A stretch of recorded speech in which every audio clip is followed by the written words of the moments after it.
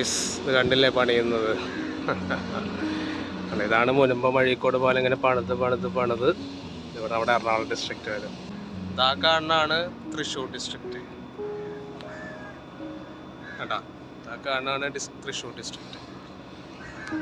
ഇപ്പോൾ ഈ പാലം വന്നു കഴിഞ്ഞാൽ നമ്മുടെ തൃശ്ശൂർ ഡിസ്ട്രിക്റ്റും അതേപോലെ എറണാകുളം ഡിസ്ട്രിക്റ്റും കണക്റ്റഡ് ആവും.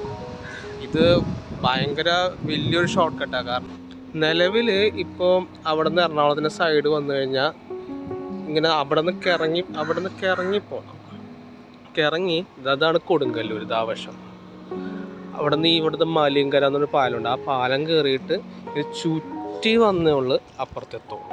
അപ്പോൾ ഈ ബ്രിഡ്ജ് വന്നതിന് ശേഷം ഈസി ആയിട്ട് നമുക്കിങ്ങോട്ട് തൃശ്ശൂരിലെ ആൾക്കാർക്ക് എറണാകുളത്തേക്കും വരാം. അതേപോലെ തന്നെ എറണാകുളത്തെ ആൾക്കാർക്ക് തൃശ്ശൂരിലേക്ക് ചെല്ലാം.